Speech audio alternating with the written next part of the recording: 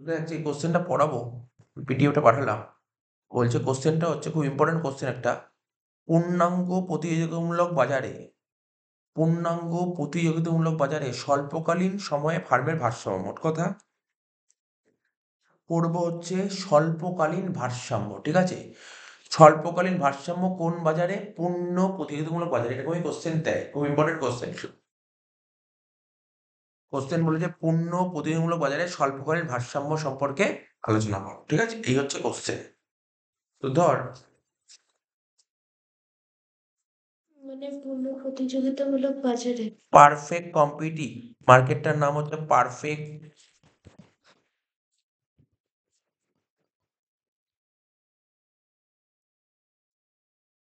Competitive market. Perfect competitive মার্কেটে কি করব? Short run equilibrium. কি পড়বো? Short run equilibrium. এটাই বাংলায় লেখা আছে, শর্ট রান ইকুইলিব্রিয়াম। ইকুইলিব্রিয়াম মানে বলছি, এত কথা আমি বলছি সব।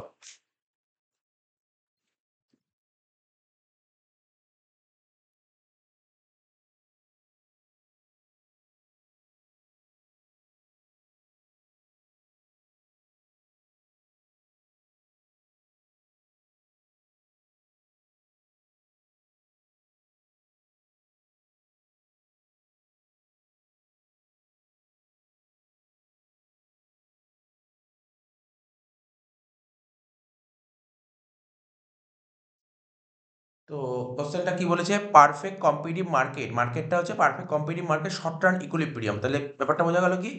শর্ট রান ইকুইলিব্রিয়াম পড়বো আন্ডার পারফেক্ট কম্পিটিটিভ মার্কেট। ঠিক আছে, শর্ট রান মানে কি বললাম? স্বল্পকালীন। শর্ট রান পড়তে হয়, লং রান, দুটোই পড়তে হয়। তো আজকের ক্লাসে আমরা শর্ট রানটা পড়বো। ঠিক আছে, শর্ট রান মানে স্বল্পকালীন, আর ইকুইলিব্রিয়াম মানে ভারসাম্য। স্বল্পকালীন ভারসাম্য পড়বো কোন মার্কেটে? পারফেক্ট কম্পিটিটিভ মার্কেটে। কি বললাম? পারফেক্ট কম্পিটিটিভ মার্কেটে শর্ট রান ইকুইলিব্রিয়াম পড়বো। এটাই তোর এখানে লেখা আছে। কি লেখা আছে? পূর্ণ প্রতিযোগিতামূলক বাজারে স্বল্পকালীন ভারসাম্য। ঠিক আছে, এটাই পড়বো। কি লেখা আছে এই লেখাগুলো পরে পড়ছি আমরা, আগে জাস্ট একটু ওভারঅল একটু সিনারিওটা দেখে নিই।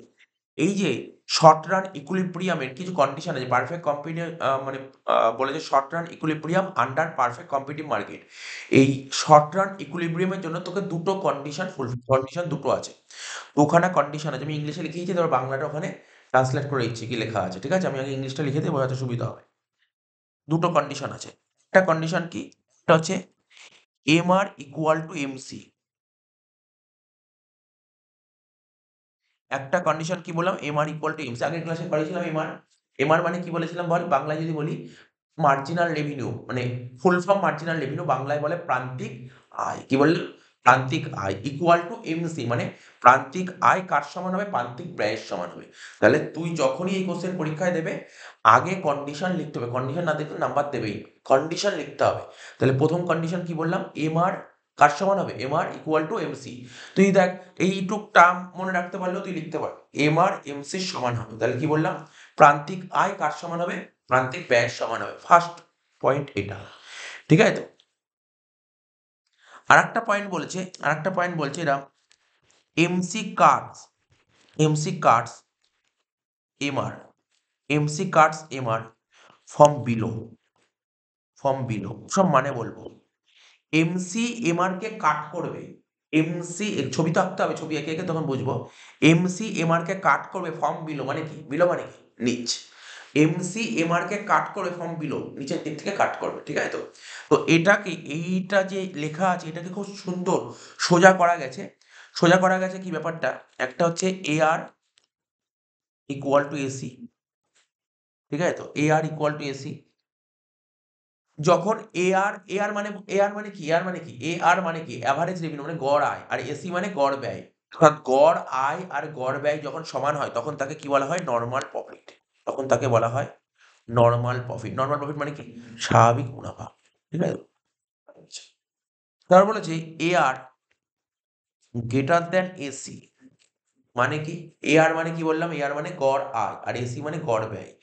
গড় ব্যয় মানে ব্যয়ের থেকে, মানে ব্যয় মানে কি? খরচা। খরচার থেকে যদি ইনকামটা বেশি হয় তাহলে তাকে কি বলে?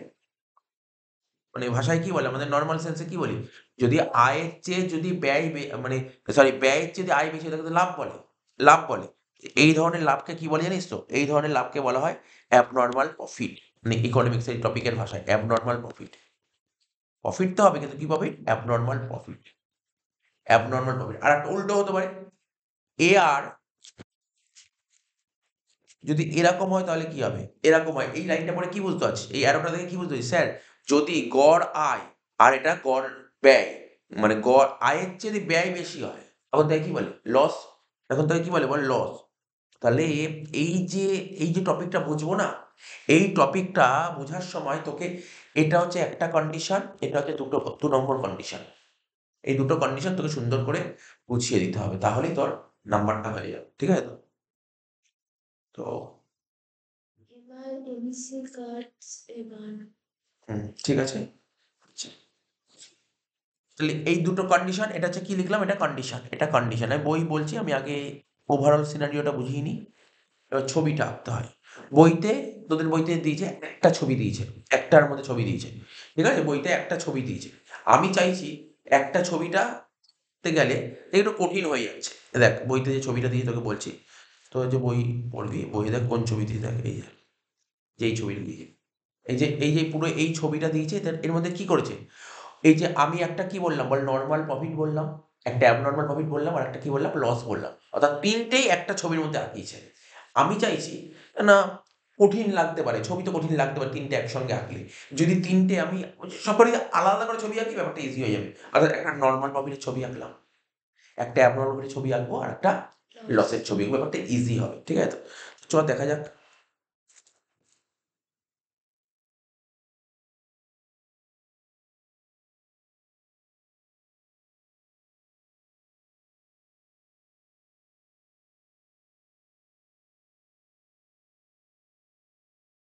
ধর একটা একটা করে ছবি আঁকছি। এটা যেমন হয় এক্স ও ওয়াই। ঠিক আছে, এক্স ও ওয়াই। এবার দেখ, আমরা যে আগে যে টপিকটা আজকে যেটা লিখতে দিলাম, সেটা কি? এই মনে পড়ে তোর? মানে পারফেক্ট কম্পিটিভ মার্কেটে দাম যদি সমান হয়, তখন এ আর এম আর কার্ভটা কেমন হতো? মনে পড়ছে তো? হুম, কেমন হতো বল? এক্স অ্যাক্সিসের কি হতো? প্যারালাল হচ্ছিল। মনে পড়ছে তো? হ্যাঁ, এটাকে লিখবো কি? A R equals to equal to M R equals equals to to P. এটাই তো হচ্ছিল। হ্যাঁ, ঠিক আছে, এটা হচ্ছিল A R equal to M R equals to P.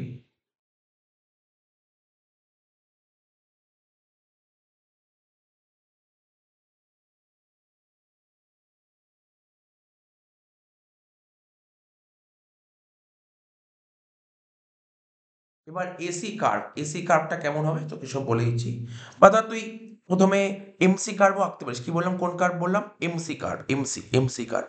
Actually দুটো জিনিসই তোকে বোঝাতে হবে এখানে, কি কি কার্ভ আঁকতে হবে। এমসি আর এসি দিয়ে যা কাজ হবে, এমসি আর এসি দিয়েই কাজ হবে। ঠিক আছে তো? তাহলে ধর এমসি কার্ভটা ধর আঁকলাম কেমন? মানে প্রাপ্তি হয়। প্রান্তিক ব্যয়। ঠিক আছে, এরকম হলো এমসি কার্ভ, এরকম যাবে। আমরা অলরেডি দেখ এই মতো একটা জিনিস লিখলাম, ভালো করে দেখবি। এখানে কি লিখেছি? এমসি কাট লিখেছিলাম না? এমসি কাট এমআর। তাহলে এমসি এমআর কে কাট করবে। দেখ এটা এমসি তো, এটা কি এমআর? এমআর কে কাট করছে কোন পয়েন্টে? এই পয়েন্টে কাট করছে না?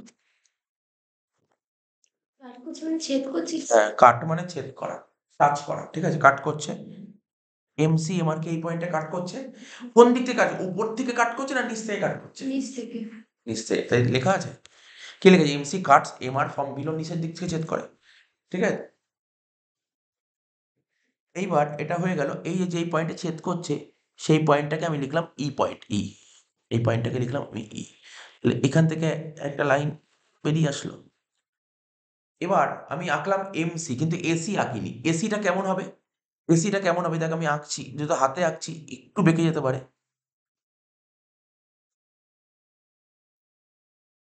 এরকম এসি। ঠিক আছে, তো তিনটে ছবি আঁকবো। দেখ এখানে এসি এরকম আঁকা হলো, এর পরেরটা হয়তো এসি এরকমই হবে, এসি এরকমই আঁকা হবে। আচ্ছা, এসিটা কিন্তু অ্যাকচুয়ালি এরকম ইউর মতো, দেখি এরকম ইউর মতন হবে আঁকাটা। একটু হাতে করেছি তো একটু বেঁকে গেছে। ঠিক আছে, তো যাই হোক, যখন ওই খাতা পেন্সিলে করবে ওটা ঠিকঠাক থাকবে। তো কি বললাম বুঝতে পারলি তো?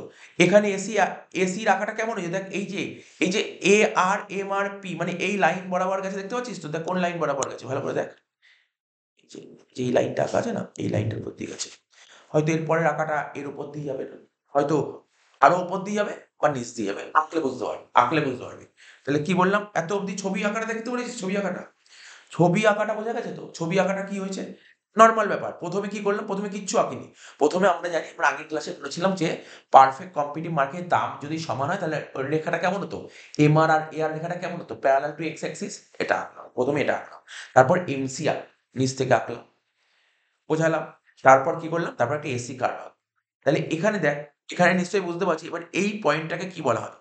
এটাই হচ্ছে তোর নর্মাল প্রফিট। কারণ দেখ, নর্মাল প্রফিট কাকে বলে, কি লিখেছিলাম, নর্মাল কাকে বলে? স্যার আপনি লিখেছিলেন যেখানে এ আর এসি সমান হয় তাকে নর্মাল প্রফিট বলেছিলাম তো। তাহলে দেখ তো এখানে এ আর এসি সমান হয়েছে। দেখ, এ আর কোনটা স্যার, এ আর তুই এমনি হলুদ কালি দিয়ে, এটা এ আর, হ্যাঁ মনে পড়ছে তো, এটা এ আর এসি কোনটা বল, এসি। স্যার এসি তো এই যে এসি। তার মানে সমান হয়েছে কেন, এই পয়েন্টে, একই পয়েন্টে ছেদ করে এই জন্য সমান হয়েছে, ঠিক আছে তো? তাই এটাকে বলে নর্মাল প্রফিট, ঠিক আছে? মানে খুব সোজাভাবে যদি বলিস, এইটা বুঝতে পারলি লেখাটা, কিচ্ছু নেই, ছবিটা বুঝতে পারলেই হলো। নেক্সট ছবি আঁকবো, সেম আবার ছবি আঁকবো। তাহলে কটা আঁকবো, 3টে ছবি আঁকবো, নর্মাল প্রফিট, একটা অ্যাবনর্মাল প্রফিট আর একটা লস। স্যার বলছি আগের ছবিটার পুরোটাই তো এয়ার, কোন ছবিটা? মানে এইটা তো পুরোটাই এয়ার। এই যে এ আর, তুই যে হলুদ কালি দিয়ে করলাম, এটা এ আর, এটা এ আর, ও ঠিক হ্যাঁ, আছে? বুঝতে পেরেছি। বুঝেছিস? হ্যাঁ। লাল কালি দিয়ে এমসি, নীল কালি দিয়ে এস, আমি 3 আলাদা কালি দিয়ে যাতে বুঝতে সুবিধা হয়। আচ্ছা, তারপর আবার একটা ছবি আঁকবো। ছবি কিন্তু বাড়িতে প্র্যাকটিস করতে হবে, নাহলে কিন্তু হবে না। আবার লিখলাম এক্স ও ওয়াই।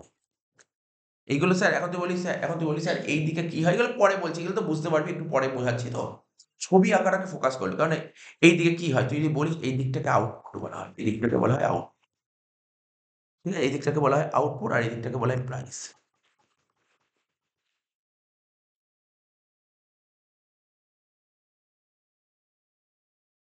ঠিক আছে? তো এটা কি হবে তাহলে, একই রকম ভাবে ছবিটা বুঝতে পেরেছ? এই ছবিটা, এটা কি হলো, এটা কি কার্ভ বলো বল, আগের মতনই, A R equal to M R equal to P, একই জিনিস, পুরো সেম হয়ে গেল। এবার কি হবে, এবার কি করব, এমসি কার্ভ আঁকবো, এমসি পুরো আগের মতন এমসি কার্ভ আঁকবো, মনে কর,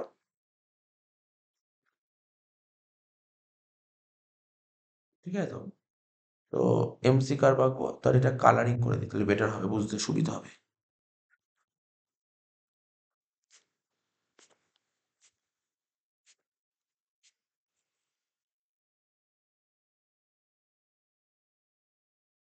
যেই পয়েন্টে ছেদ করলো, এই পয়েন্টে ছেদ করেছে, ঠিক আছে তো? যেই পয়েন্টে ছেদ করে সেই পয়েন্টটাকে কি লিখবো, ই, ঠিক আছে? তাহলে এটা কি কার্ভ হলো বল, কার্ভটার নাম কি করলাম, এটা এমসি। এবার রাখতে হবে এসি কার্ভ, রাখতে হবে এসি কার্ভ। এসি কার্ভটা কেমন আঁকছি, কারণ আগেরটাই আগে আঁকলাম, এসিটা কেমন আঁকলাম, স্যার এসিটা আঁকলেন যে এ আর এর উপর দিয়ে আঁকলাম, তাই না? এ আর এর উপর দিয়ে, এখানে এ আর এর উপর দিয়ে আঁকবো, এ আর এর মানে এখানে কি এঁকেছিলাম, এ আরটাকে টাচ করেছিল এমন এঁকেছিলাম। আর এখন যে আঁকবো, এ আর কে টাচ করবে না, মানে এ আর এর উপর দিয়ে, মানে এরকম উপর দিয়ে যাবে, এরকম ছবিটা দেখবি, কিন্তু ভালো করে খেয়াল করবি, বুঝতে পারলি? একটু ছবিটা বেঁকে গেল, ইউর মতন হলো না আর কি, বুঝতে পারলি তো? এটা হচ্ছে এসি আঁকলাম, বুঝা গেল এসি কোনটা, এটা হলো এসি।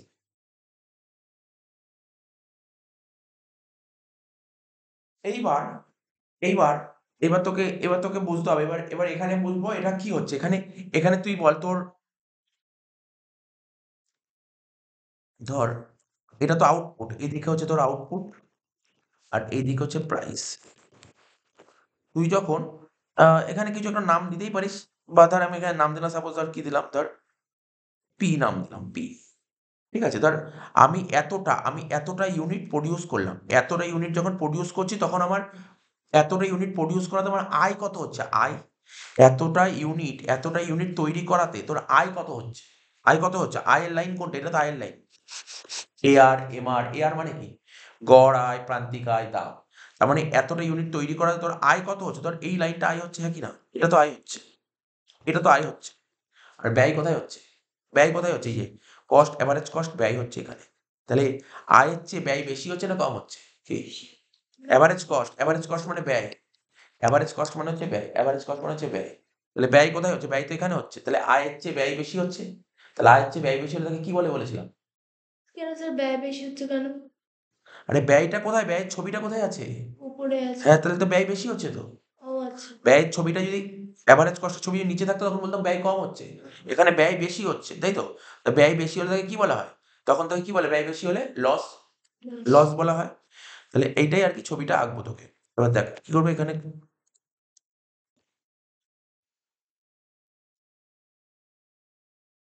এই হলো।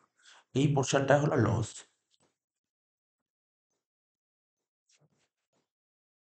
ঠিক আছে? এই পোরশনটাকে বলা হয় লস। তাহলে জিনিসটা কি হলো? তোর এখানে তোর আয় কতটা হলো? আয় বুঝতো যে আয় হলো এতটা। দেখ আয় হলো এতটা। এই যে আমি আবার ভালো করে হলুদ কালি দিয়ে করে দিচ্ছি। এটা হচ্ছে আয়। এটা হলো আয়। আর ব্যয় কতটা হচ্ছে বল? ব্যয় হচ্ছে এতটা। পুরোটা ব্যয়। বুঝতে পারলি? এই যে কালো কালি দিয়ে কভার করলাম এটা পুরোটা ব্যয়। আর আয় কতটা হচ্ছে? এই হলুদ কালি দিয়ে এইটুকু। এইটুক পোরশন হচ্ছে আয়। এইটুক পোরশন হচ্ছে আয়। পুরোটা হচ্ছে ব্যয়। তাহলে কি হলো? মানে আয়ের মধ্যেও ব্যয় আছে। তারপর এই যে পুরো ব্যাপারটা কি হলো? তাহলে তোর আয় থেকে যদি ব্যয় বাদ দিস তাহলে কি হচ্ছে? আয় থেকে ব্যয় বাদ দিলে লস হচ্ছে। লস, উপরের পোরশনটা লস হয়ে যাচ্ছে। এখানে এটাই বলতে চেয়েছে। আর কিছুই নেই। এখানে হচ্ছে এই পয়েন্টটাকে আমরা লিখলাম S। ও স্যার। এই পয়েন্টটাকে আমরা বললাম S। ঠিক আছে? এটা E হয়ে গেছে। এখানে কিছু একটা নাম দিয়ে দে। এখানে A, এখানে B। ঠিক আছে? তাহলে আমাদের ব্যাপারটা কি হলো? ব্যাপারটা হচ্ছে যদি আমি এখানে পুরো ব্যাপারটাকে হাইলাইট করি, বুঝিনি। পুরো ব্যাপারটাকে যদি আমরা হাইলাইট করি, আমার পোরশনটা হচ্ছে আমার আয় হচ্ছে এতটা। এই যে আমি কতটা ইউনিট তৈরি করছি? কতটা ইউনিট তৈরি করছি? যদি এখানে লিখে করি, আমি প্রোডাকশন করছি কত? আউটপুট করছি কত? আমি আউটপুট করছি কত? আউটপুট ছিল ওই ওপি, ওপি। আমি এতটা আউটপুট করলাম। মানে কতটা ইউনিট তৈরি করলাম? ওপি ইউনিট তৈরি করলাম। তাহলে ওপি ইউনিট তৈরি করতে, ওপি ইউনিট তৈরি করার জন্য ওপি ইউনিট তৈরি করে আমার ইনকাম কত হবে? ইনকাম কত হবে? ইনকাম মানে আয়, ইনকাম বা রেভিনিউ। রেভিনিউ কত হচ্ছে? রেভিনিউ কোনটা হবে? এই কিছুক্ষণ আগে বললাম রেভিনিউ কোনটা? এই AEOP। এই যে এটা পুরোটা এটা হলো তোর রেভিনিউ। ঠিক আছে? তো রেভিনিউ কত হলো কি বুঝতে পারলি? স্যার এটা তৈরি করার জন্য রেভিনিউ কত হচ্ছে? তুই দেখ না আরো যদি ছোটবেলায় যেমন অঙ্ক করতি, ম্যাথ করতি তাহলে কি বলতি? যে এতগুলো ইউনিট তৈরি করলাম আর একেকটা ইউনিট এত দামে বেচেছি। তাহলে তোর ইয়ে কত হবে? তুই ইউনিট তৈরি করেছিস কত? ওপি। এতগুলো ইউনিট তৈরি করে ওপিটা ইউনিট তৈরি করেছিস। আর একেকটা ইউনিট বিক্রি করবি কত টাকা দাম? এই যে এও দামে, এও দামে, এও। দাম কোনটা? এও। এখানে দাম কোনটা? দাম তো এও। তাই তো? তাহলে তোর কি হচ্ছে? AOPE এটা হলো তোর রেভিনিউ। এটা হলো তোর রেভিনিউ। ঠিক আছে? এবার যদি আমি কস্ট ধরি, কস্ট বা এক্সপেন্স ধরি, কস্ট কত হচ্ছে? কতগুলো ইউনিট তৈরি করছি? স্যার ওপিটা তৈরি করছি। ঠিক আছে? আর কস্ট কত করে? সেক্ষেত্রে কস্ট হবে তোর ওপি। ওপি হচ্ছে কস্ট, কস্ট পুরোটা। তাহলে সেক্ষেত্রে তোর কস্ট কত হচ্ছে? হিসাব কর, বল। খরচা কত হবে? OPS SP, OPSP, OPSP. দেখ ভালো করে দেখ। ওপিএসপি এটা হচ্ছে টোটাল খরচা হলো। ঠিক আছে তো? তাহলে আমাদের নিয়ম কি? লাভ হোক বা লস হোক তুই কি করে বের করবি বল? তোর আয় থেকে ব্যয় বাদ দিবি। আয় মানে কি বলছি? যে রেভিনিউ থেকে কস্ট বাদ দিবি। রেভিনিউ কত বেরিয়েছে? AOPE এটা হচ্ছে রেভিনিউ। আর কস্ট কত? বল। OPSP হচ্ছে কস্ট। তাহলে তুই ভাব কোনটা থেকে কোনটা বাদ দিলে? আয় থেকে মানে সবুজটা থেকে এই পুরোটা বাদ দিলে। তাহলে কি হচ্ছে? তোর আয় বেশি না কম? যদি আয় তো কম, আয় তো এই সবুজ কালিটুকু হয়েছে। খরচা তো হচ্ছে বেশি হয়েছে। তাহলে এই পোরশনটাকে এই জন্য কিছু বলে লস বলে। তাহলে লসটা কত বেরোলো? AESP, AESP, AESP এটা হয়ে গেল আমার লস। হয়ে গেল আমার লস। এটা হচ্ছে সেকেন্ড এক্সাম্পল হলো। সেকেন্ড এত সুন্দর করে বুঝে আঁকতে হবে। কিচ্ছু নেই। একদম সিম্পল জিনিস। মানে মেইন ব্যাপারটা যে আয়ের লাইন কোনটা? AR এর লাইনটাকেই বলে আয়ের লাইন। আর ব্যয়ের লাইন কোনটা? যেটা এসির লাইন সেটাকে বলে ব্যয়ের লাইন। ব্যাস আর কিচ্ছু না। লাস্ট ছবি আঁকবো। এটাকে ব্যয়ের লাইন। হ্যাঁ, হ্যাঁ। এসিটাকে ব্যয়ের। এসি মানে কি? Average cost. ও আচ্ছা আচ্ছা। হুম।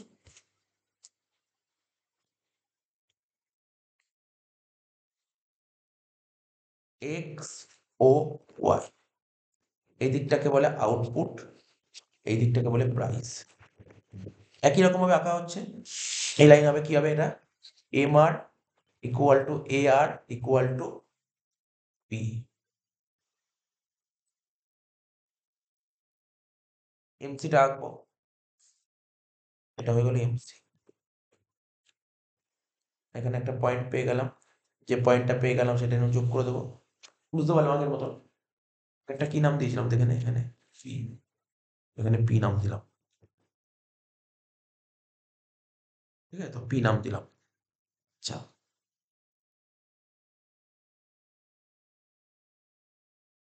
এবার এসি কার্ভটা আঁকবো, এসি, এবার হচ্ছে এসি কার্ভটা আঁকবো। আগেরটা দেখ, প্রথমটা এসি কেমন ছিল, প্রথমটা মনে রাখ, এসিটা একদম এয়ার এর উপর দিয়ে গেছিল, এয়ার কে টাচ করে গেছিল, ঠিক আছে। তো তারপর একটা এসি কেমন গেছিল, স্যার এয়ার এর ওপরে গেছে, তাহলে এবার এসি টা কোথায় আঁকবো, এয়ার এর নিচে আঁকবো, এয়ার এর নিচে। ব্যাস এই তো তিনটেই তো, এয়ার এর নিচে আঁকবো। এয়ার এর নিচে মানে কেমন আসবে, এই দেখ এরকম আসবে, বুঝতেই পারছিস, ঠিক আছে, এরকম আসবে। তাহলে এটা হলো এসি। এটা হচ্ছে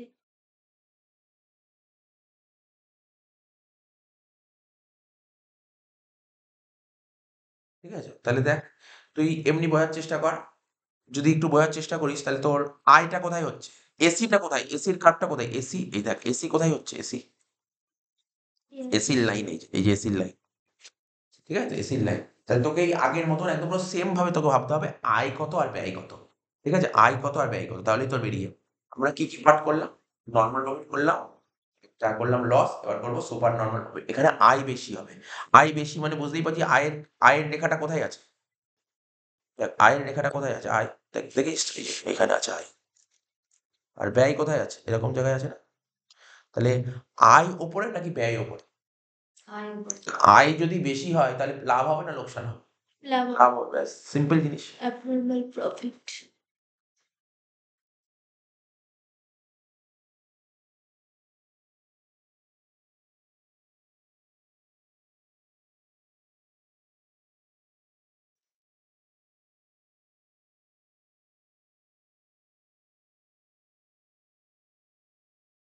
ঠিক আছে, এবার নামটা দিতে হবে ওপি, নাম দিয়ে দেন যা খুশি দিতে পারিস, ওপি এস, তাহলে তোর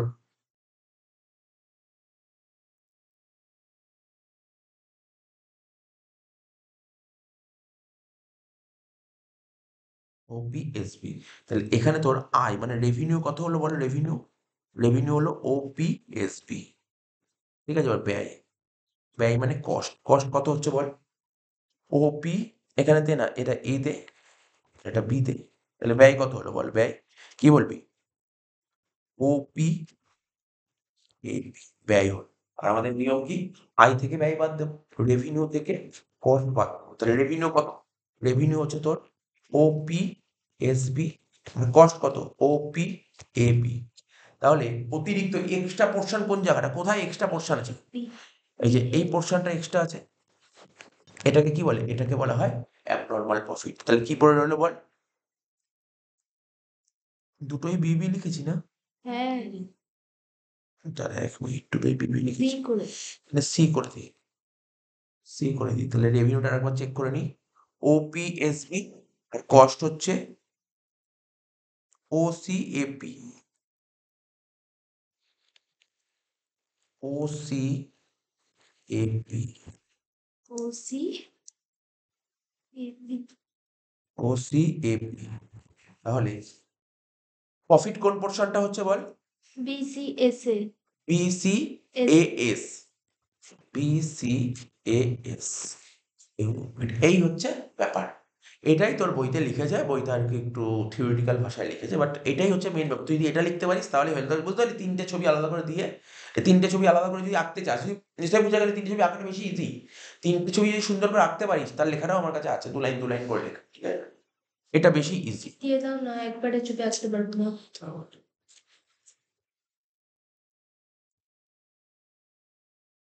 এবার দেখ তোদের বইতে কেমন লিখেছে, তোদের বইতে, তোদের যে বইটা আছে সেটাই পড়ে দিচ্ছি, ব্যাপারটা কি লিখেছে, স্কুলে যখন পড়াবে তো তো বলবে, তো তো এই বই দিয়ে পড়াবে, তো এগুলো কি লিখেছে লেখাগুলো পড়ে দিচ্ছি। বলছে কি দেখ, পূর্ণ বইটা খোল, বইতে তোদের আছে, তোদের বই আছে, তোদের বই নোট এটা, পেজ নাম্বার বলে দিচ্ছি আমি তোদের, ষোলো পাতা, 16 নম্বর পাতা তোদের বই। দেখ কি লেখা ছিল, এখানে বলছে পূর্ণ প্রতিযোগিতামূলক বাজারে, ঠিক আছে, ফার্মের উদ্দেশ্য কি, সর্বোচ্চ মুনাফা অর্জন করা। আমরা যে মার্কেটটা করছি পারফেক্ট কম্পিটিটিভ মার্কেট, এই মার্কেটের মেন উদ্দেশ্য কি জানিস তো, যত বেশি মুনাফা করা যায়, যতটা বেশি প্রফিট কামানো যায়, এটাই এই মার্কেটের উদ্দেশ্য, ঠিক আছে, সর্বোচ্চ মুনাফা অর্জন করা। সেই জন্য এই বাজারে ফার্ম তখনই ভারসাম্য থাকে যেখানে, তাহলে এই বাজারে কোথায় ভারসাম্য আসে, যেখানে সবচেয়ে বেশি মুনাফা হয়, ঠিক আছে। আচ্ছা, সেই জন্য এই বাজারে ফার্ম তখনই ভারসাম্য থাকে, এটা বললাম। বলছে পণ্য প্রতিমূলক বাজারে ফার্মের কাছে দ্রব্যের দাম কি হয়, স্থির আছে, এটা মাথায় রাখতে হবে, দাম স্থির।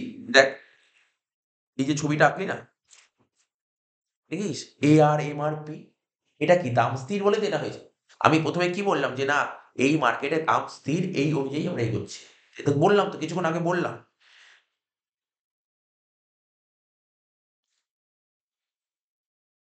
তাহলে জিনিসগুলো পড়বি, বাট এগুলো তোকে লিখতে হবে না, বাট তোর বোঝা থাকলে না এই ব্যাপারগুলো এরকম হচ্ছে, কারণ এগুলো এটা ধরে নিয়ে তোকে এগোতে হবে। ফলে যে পরিমাণ দ্রব্য উৎপাদন ও বিক্রি করলে ফার্মের মুনাফা সর্বোচ্চ হয়, সেই পরিমাণ উৎপাদনকে বলা হয় ফার্মের ভারসাম্য। মানে যতটা দ্রব্য উৎপাদন এবং বিক্রি করলে ফার্মের সবচেয়ে বেশি লাভ হবে, ঠিক আছে, সেটাই হচ্ছে ফার্মের ভারসাম্য উৎপাদন, ঠিক আছে। পূর্ণ প্রতিযোগিতামূলক বাজারে স্বল্পকালীন সময়ে ভারসাম্যের শর্ত, মানে এটা বলেছে ওই মুনাফা সর্বাধিক করার শর্তটা কি? ওই যে মানে একটা ফার্মের এই মার্কেটে তুই প্রফিটটা ম্যাক্সিমাম করি, তার কন্ডিশন কি, দুটো কন্ডিশন বললাম মনে পড়ে, এমআর ইকুয়াল টু এমসি। দেখ লিখে দিয়েছে প্রথম পয়েন্ট কি লিখেছে, প্রথমত দেখ লেখা আছে এমআর ইকুয়াল টু এমসি, লেখা আছে MR equal to MC. 2 number point কি লেখা আছে, কি বলেছিলাম বল, এমসি এমআর কে নিচের দিক থেকে কাট করবে, তাই তো। তাই লিখেছে দেখ কি, ভারসাম্যের বিন্দুতে প্রান্তিক ব্যয় রেখা প্রান্তিক বিক্রম আয় রেখাকে নিচের দিক থেকে ছেদ করবে, ঠিক আছে। তুই যদি এত এত বাংলা না লিখতে এটাও লিখতে পারিস, তুই লিখতে পারিস এমসি রেখা এমআর রেখাকে নিচের দিক থেকে ছেদ করবে, এটা লিখতেই পারিস, ঠিক আছে, একদম ঠিক আছে, কোনো লেখা নেই, কাটবে না। অর্থাৎ ভারসাম্যের বিন্দুতে প্রান্তিক ব্যয় রেখা ঊর্ধ্বমুখী হবে, অনেক কিছু এক্সট্রা লিখেছে, না লিখলে হবে, দুটো পয়েন্ট মানে মেন দুটো পয়েন্ট তোকে দেখতে হবে। এবার এই যে সেকেন্ড কন্ডিশনটা লিখলি তো, কি লিখলি, এমসি রেখা এমআর রেখাকে নিচের দিক থেকে ছেদ করে, নিচের দিক থেকে কাট করে বা ছেদ করে আর কি, ছেদ করে লিখবি, কাট মানে ছেদ করা, ছেদ করে। তারপর বলবি যে এই কন্ডিশনটাকে আমরা যদি বিশ্লেষণ করি তাহলে কি পাই, কি লিখলাম, এটা লিখবি, এটা লিখবি, অবশ্যই লিখবি। এই কন্ডিশনটাকে অ্যানালাইসিস করলে আমরা এটা পাই, কি লিখবো, এ আর ইকুয়াল টু এসি তে নর্মাল প্রফিট হয়, ঠিক আছে, মানে স্বাভাবিক মুনাফা। এ আর গ্রেটার দেন এসি হলে অ্যাবনর্মাল প্রফিট হয়, মানে তোর কি বলবো, স্বাভাবিক মুনাফা। আর হচ্ছে এ আর লেস দেন এসি তে লস হয়, ঠিক আছে, মানে ক্ষতি। এইগুলো তোকে লিখতে হবে, তাহলে খুব ভালো মানে বেটার হবে। তাহলে এখানে লিখে দিন। এইবার এটা তো বোঝানোর জন্য লিখেছে, পরীক্ষায় তো তো যা নাম্বার কম দেয় এত ডিটেলস লেখা যায় না। এটা কি লিখেছে দেখ, ওরা একটা শিডিউল দিয়েছে, শিডিউল মানে তালিকা দিয়েছে, তালিকাটা কি, যেটা আমরা আগের দিন শিখিয়েছিলাম মনে কর, দ্রব্যের উৎপাদন, দেখ তুই 1 2 3 4 5 6 6টা দ্রব্য তৈরি করলি, দ্রব্যের দাম তুই ধরে নিয়েছিস, কারণ আমি কি বলেছিলাম এই বাজারে দ্রব্যের দাম কি থাকে বলেছিলাম, স্থির থাকবে বলেছিলাম, স্থির থাকবে, দাম তো স্থির হবে, প্রথমেই বললাম দাম স্থির হবে, আগের দিন পড়লাম না, মনে কর পূর্ণ প্রতিযোগিতামূলক বাজারে দামটা কি থাকে, দাম যে স্থির থাকে, একটা ছিল দাম স্থির আর একটা দাম পরিবর্তন, আমি এখন যেটা পড়াচ্ছি দাম স্থির থাকবে, তাহলে সবকটা দাম 13 টাকা। তাহলে তোর এইটা মোট বিক্রয়োক্ত আয়কে কি বলা হয়, টিআর, মনে কর টিআর বলা হয়, টিআর কি করে করতাম, এটা ধর কিউ, এটা ধর কিউ আর এটা হচ্ছে পি, এই দুটো গুণ করলে আমরা মনে করছি আগের দিন TR equal P into Q বলেছিলাম, এই দুটো গুণ করলে টিআর বেরিয়ে গেল, হয়ে গেল। তারপর কি বলেছে, গড় বিক্রয়লব্ধ আয়, গড় বিক্রয়লব্ধ আয় স্যার কি, আরে এই মাত্র করলি তো, এ আর ইকুয়াল টু এম আর, মনে পড়ছে, ইকুয়াল টু পি, তিনটেই সমান বলেছিলাম না এই মার্কেটে।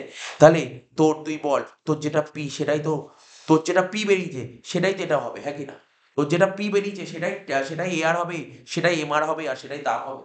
এ তো আগের ক্লাসে বোঝানো আছে, সুতরাং এখানে বিশেষ বিশেষ কিছু অ্যানালাইসিস করার দরকার নেই। আচ্ছা, মোট ব্যয়, মোট ব্যয় তোকে বলে দেবে, এটা বলে দেবে মোট ব্যয় কত হয়েছে, 10 18 24 32 45 60, মানে ঠিক আছে। টিআর। না, মোট ব্যয় মানে হচ্ছে টোটাল কস্ট, টিসি, টিসি মোট ব্যয়, ঠিক আছে, মোট ব্যয় টিসি। এবার বলছে প্রান্তিক ব্যয় কি, প্রান্তিক ব্যয় তো শিখে গেছিস, প্রান্তিক ব্যয়কে ইংরেজি বলা হয় এমসিসি, এটা কি করে বের করতে হয়, সিম্পল, যে প্রথমটা 10 10 এ লিখবি, 10 থেকে 18 হলো কত বাড়লো 8, 18 থেকে 24 কত বাড়লো 6, 24 থেকে 32 কত বাড়লো 8, 32 থেকে 45 13, 45 থেকে 60 15, ঠিক আছে তো। এবার হচ্ছে লাস্টের ঘর হচ্ছে মুনাফা মানে প্রফিট, মুনাফা মানে কি প্রফিট, প্রফিট কি করে বের করতে হয়, সিম্পল ব্যাপার, আয় করেছিস প্রথমটা দেখ 13 টাকা আয় করেছিস আর 10 টাকা ব্যয় করেছিস, তাহলে লাভ কত হলো 3 টাকা। 26 টাকা আয় করেছিস, 18 টাকা কি করেছিস ব্যয় করেছিস, 8 টাকা লাভ। ঠিক আছে, 39 টাকা আয় করেছিস, 24 টাকা ব্যয় করেছিস, কত 15 টাকা প্রফিট। বুঝতে পারছিস কি করে হচ্ছে প্রফিটটা? তাহলে প্রফিট যদি অসুবিধা হয় আমি লিখে দিচ্ছি, প্রফিট বের করেছে কি করে ওরা, টিআর মাইনাস টিসি করে প্রফিট বের করেছে, যেটা আমি তোকে এতক্ষণ ধরে ছবি এঁকে বোঝাচ্ছি। ঠিক আছে, তাহলে দেখ, তাহলে আমাদের এখানে কোশ্চেনে কি বলেছিল, টপিকটা কি, এই মার্কেটে কোথায় মুনাফা কোথায় সবচেয়ে বেশি হবে। দেখ মুনাফা কোথায় বেশি হয়েছে বল, মুনাফার ঘর দেখ সবচেয়ে বেশি কোথায়, স্যার এখানেও 20 এখানেও 20, তো মুনাফা সবচেয়ে বেশি কোথায়, 20-তে বেশি। তাহলে 20-তে বেশি, এবার 20-তে বেশি, এই যে 20-তে বেশি, তাহলে কোন ঘরটাকে সিলেক্ট করেছে, কোন ঘরটাকে সিলেক্ট করেছে তুই ভাব। মানে আমি এইমাত্র বললাম তোকে দেখতে হবে মুনাফা যেখানে সবচেয়ে বেশি হবে, মুনাফা যেখানে সবচেয়ে বেশি হয় সেখানে এমআর আর এমসি সমান হয়। মুনাফা মানে এই মার্কেটে প্রফিট ম্যাক্সিমাম করার কন্ডিশন কি, এমআর ইকুয়াল টু এমসি হবে। তাহলে এমআর ইকুয়াল টু এমসি, তাহলে এমআর কোনটা, এই যে এটা হচ্ছে এমআর এর ঘর। ঠিক আছে, আর এমসি ঘর কোনটা, এটা বুঝতে পারলি তো, দেখ দুটোই 13 হয়েছে, দুটোই 13 হয়েছে না। তো 13-13 কোথায় সমান হয়েছে তুই ভাব না, 13-13 কোথায় সমান হয়েছে। হ্যাঁ, সর্বোচ্চ মুনাফা। না না, বলছি সর্বোচ্চ মুনাফা তো ঠিক, কারণ আমাদের এই যে টপিকটা বলছি, টপিকের প্রথম কন্ডিশন কি ছিল স্যার, এই টপিকে কন্ডিশন ছিল তো স্যার আপনার যদি মুনাফা যদি সবচেয়ে বেশি করতে চান তাহলে এমআর আর এমসি সমান হতে হবে। মুনাফা সবচেয়ে বেশি কোথায় দেখ, যদি এগুলো একটু মুছি, দেখ মুনাফা সবচেয়ে বেশি কোথায়, 20, 20, স্যার এটাও 20 আছে এটাও 20 আছে, কোন 20-তে এমআর আর এমসি সমান হচ্ছে, কোন 20-তে, দেখ এই 20-তে এমআর কত হয়েছে, এই যে এটা তো এমআর এর ঘর, এটা তো এমআর এর ঘর, এটা এমআর, এই 20-তে এমআর হচ্ছে 13 আর এমসি কত 8 সমান হয়েছে, না। কিন্তু পরেরটাই সমান আছে। বুঝতে পারলি কেন এটা গোল্লা করেছে? তো এটা তোকে আমি চার্ট দিয়ে বুঝিয়ে দিলাম। এই যে নিচে কি লেখা আছে, আমি যেই কথাগুলো বললাম এতক্ষণ ধরে, এটাই এই কথাগুলো লিখেছে। ঠিক আছে? ঠিক আছে তো? এই ছবিটা আমার মানে আমার খুব একটা ভালো লাগে না এটা বোঝাতে। বাট কঠিন কিছু নেই। এই ছবিটা যে দিয়েছে এটা খুব একটা কঠিন নয়। কিন্তু কি বলতো একটু কমপ্লিকেট, মানে আমি যে আঁকাটা আঁকলাম ওটা বেশি ইজি আঁকা ছিল। ওই আঁকাটা, দিয়ে দাও না স্যার ওটা। ঠিক আছে? ওই আঁকাটা বেশি ইজি ছিল। ওই আঁকাটা বেশি ইজি ছিল, সুতরাং এটা আর পড়ার দরকার নেই। তাহলে এখান থেকে এই নোটটা তো আমি দিলাম তোদের বইয়ের নোট। আমার মনে হয় না খুব একটা বেশি পড়ার দরকার আছে। তো তুই কোন নোটটা লিখবি এই তোকে বলে দিচ্ছি। পরীক্ষার আমি যেই নোটটা পড়ালাম, যেই নোটটা পড়ালাম সেটাই লিখবি। ওটাই বেটার লেখা আছে। এই যে এখান থেকে।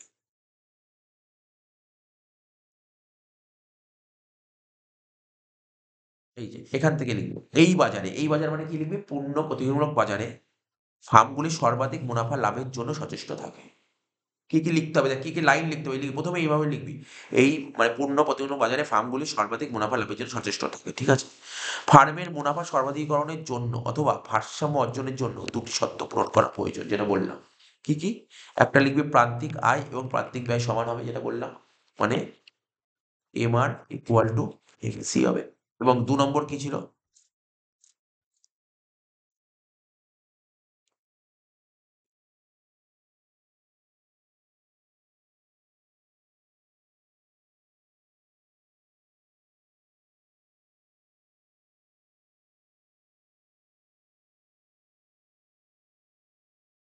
এমআর ইকুয়াল টু এমসি হবে। আর ২ নম্বরটা কি ছিল দাঁড়া দেখছি।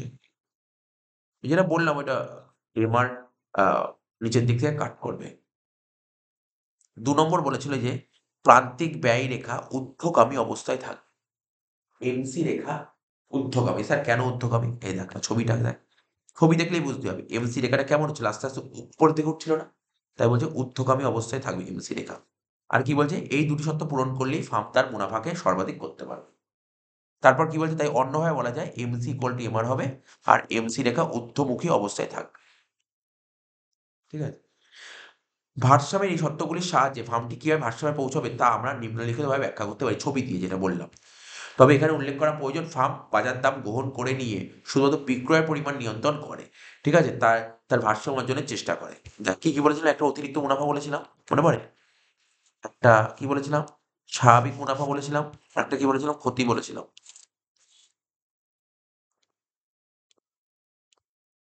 এই দেখ লোকসান, ক্ষতি মানে লোকসান। ৩ টে পয়েন্ট বলেছিলাম।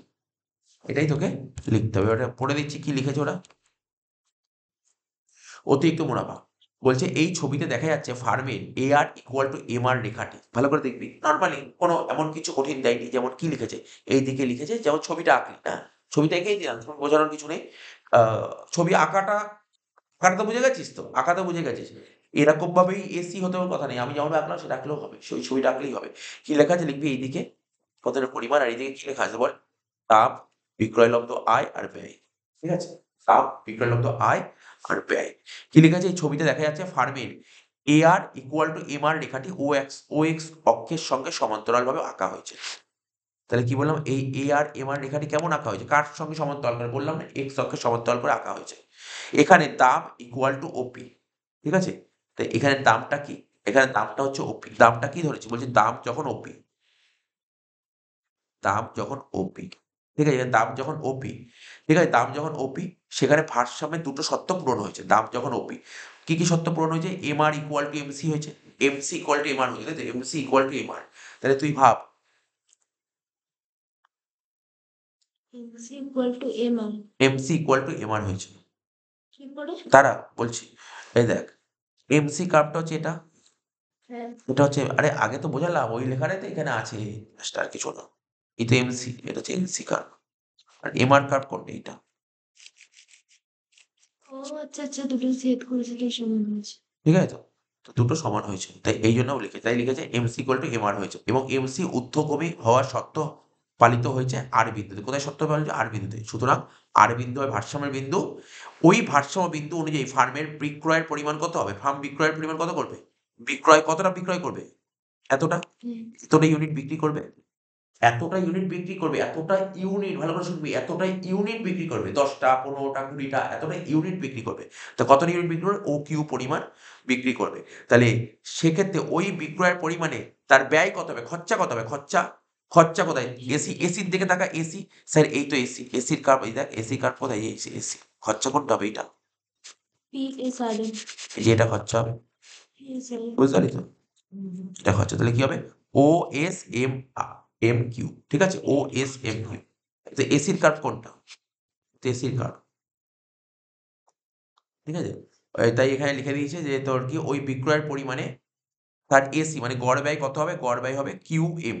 ঠিক আছে? গড় ব্যয় কত হবে? QM, এই যে গড় ব্যয়। বুঝলি তো? গড় ব্যয় কত হচ্ছে? এইটা গড় ব্যয়। বুঝতে পারলি? মানে বুঝতে হবে তো কি এসি কার্ভটা কোথায় ছেদ করছে? এখানে ছেদ করছে তো। হ্যাঁ। তাহলে গড় ব্যয় কোনটা হবে? এই বল। এটা হচ্ছে গড় ব্যয়। তাই এখানে লিখেছে, কি লিখেছে? ওই বিক্রয়ের পরিমাণে তার এসি, ওই বিক্রয়ের পরিমাণে এসি মানে গড় ব্যয় কত হবে? গড় ব্যয় হবে QM। QM কোনটা? স্যার এই যে QM। QM মানেই তো এসও। তাই লিখেছে, তুই তুই তোর মতন লিখতে পারিস। ওরা কি লিখেছে? ওরা এখানে লিখেছে এসি তো? তুই লিখবি সেখানে গড় ব্যয়। ওরা কি লিখেছে? লিখেছে QM equal to OS। QM মানেই তো OS। ঠিক আছে? আর গড় আয় কোনটা? গড় আয় ওরা কি লিখেছে? QR equal to OP। QR equal to OP। তুই তোর মতন একটু লিখতে পারিস, একটু চেঞ্জ করতে পারিস। এখানে তুই তোর নিজের ভাষা ইউজ করতে পারিস। এই যে এখানে লিখেছে না? এখানে তুই নিজের ভাষা ইউজ করতে পারিস। ওরা তুই কি বলছিস? তুই বলি গড় ব্যয় কত বলতে পারিস? তুই বলি গড় ব্যয় হচ্ছে OQMS লিখতে পারিস। কোনো সমস্যা নেই। ঠিক আছে তো? আর গড় আয় কি লিখতে পারিস? OQRP। তুই লিখতে পারিস এক্সট্রা। কিন্তু ওরা এটা, ওরা জাস্ট ছোট করে লিখে দিয়েছে। কি বললাম? ওই তুই তোর নিজের ভাষা ইউজ করতে পারিস। সুতরাং তার একক প্রতি গড় ব্যয় একক প্রতি গড় আয় অপেক্ষা কম। ঠিক আছে?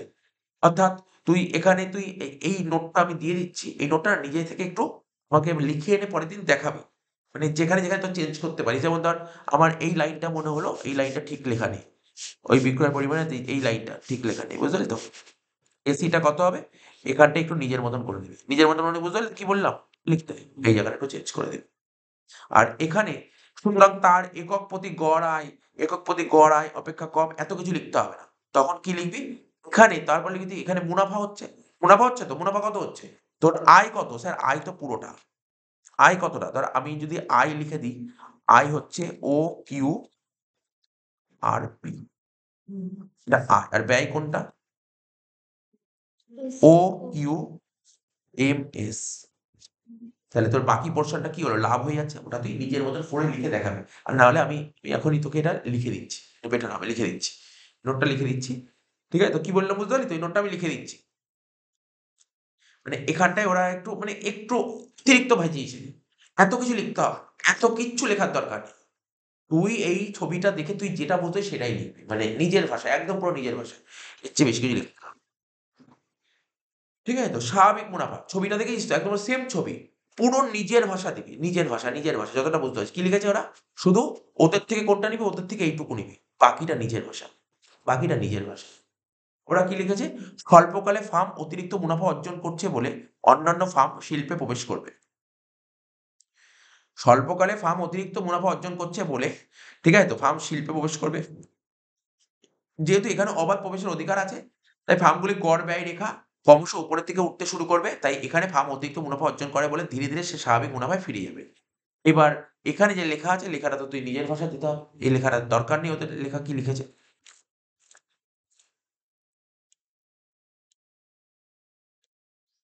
এটাও তাই। এখানে কি লিখেছে? স্বল্পকালে ফার্মের ক্ষতি হলো ফার্ম ভারসাম্য অর্জন করে। ঠিক আছে? তখন কিছু, কিছু ফার্ম উৎপাদন বন্ধ করে দেয়। যখন ক্ষতি হয় না, অনেকে না উৎপাদন বন্ধ করে দেয়। দেখ, ক্ষতি হলেই উৎপাদন বন্ধ করা উচিত। আজকে যদি আমার ব্যবসায় ক্ষতি হচ্ছে, আমি যদি উৎপাদন প্রোডাকশন করা বন্ধ করে দিই, কিন্তু আমি যখন প্রোডাকশন তৈরি মানে যখন কারখানা স্থাপন করেছিলাম, তখন আমাকে প্রচুর ফিক্সড কস্ট করতে হয়েছিল, প্রচুর স্থির ব্যয় করতে হয়েছিল। তাহলে সেই টাকাটা তুলতে পারব না তো আমি। ঠিক আছে? তো বলছি যে স্বল্পকালে ফার্মের ক্ষতি হলো ফার্ম ভারসাম্য অর্জন করে। ঠিক আছে? তখন কিছু, কিছু ফার্ম উৎপাদন বন্ধ করে দেয়। তাতে আবার স্বাভাবিক মুনাফার স্তরে ফার্ম ফিরে আসে। ঠিক আছে? ক্ষতির অবস্থায় ফার্মের ভার্স আ পাশের চিত্রের সাহায্যে ব্যাখ্যা করা হলো। তো এটা যেটা বললাম সেটাই লিখেছে। কোন কিছু লিখেনি, যেটা বললাম। তো এই আলোচনা থেকে আমরা দেখলাম যে স্বল্পকালে ফার্মের ৩ টি অবস্থাতে ভারসাম্য অর্জিত হয়। স্বল্পকালে স্বাভাবিক মুনাফা, অতিরিক্ত মুনাফা আর লোকসান। ৩ রকম অবস্থাতে ফার্ম ভারসাম্য অর্জন করতে পারে। তো এটা আমি তোকে নোটটা আমি লিখিয়ে দিচ্ছি। এই পয়েন্টটা লিখে দিলে মানে বেটার হবে। এটা লিখে দিলে বেটার হবে সামনে। যেই কথাগুলো বললাম এখানেই ওরা বইতে সেইগুলো লিখেছে। তোদের বইগুলোতে। ঠিক আছে? আমি নোটটা লিখে দিচ্ছি।